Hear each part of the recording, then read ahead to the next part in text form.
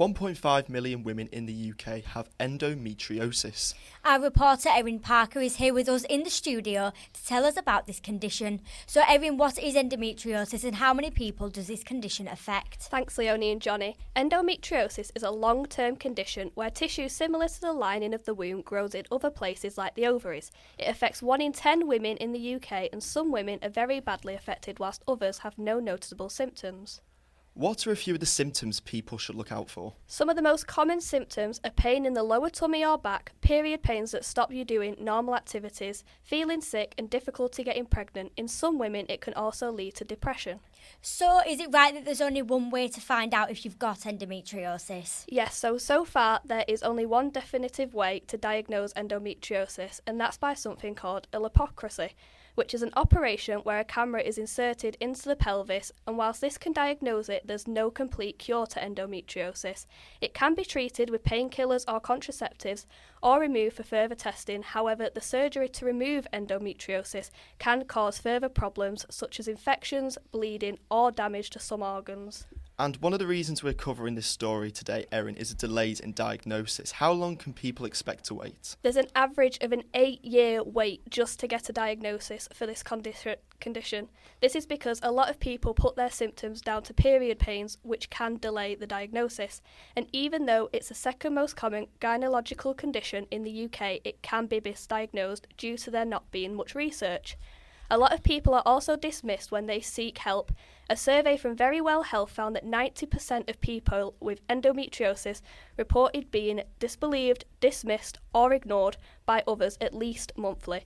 So as you can imagine, many women are left in pain without knowing the cause. Abigail Swingler is a dance student at the University of Salford who is fighting to get a diagnosis.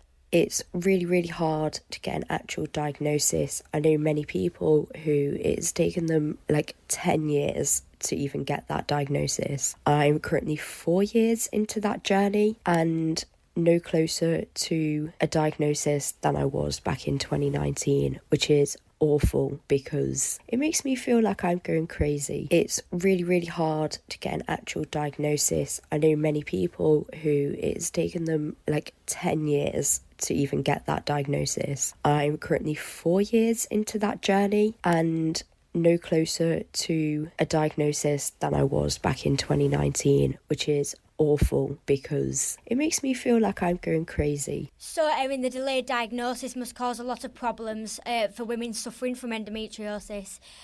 So how does the condition exactly affect day-to-day life? So not only does it affect them physically with pains and fatigue which stops them from doing their normal activities, it can affect women long term as well.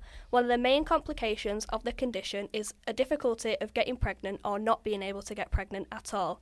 Endometriosis can be a difficult condition to deal with emotionally as well. Endometriosis UK is a support group set up to help people with endometriosis.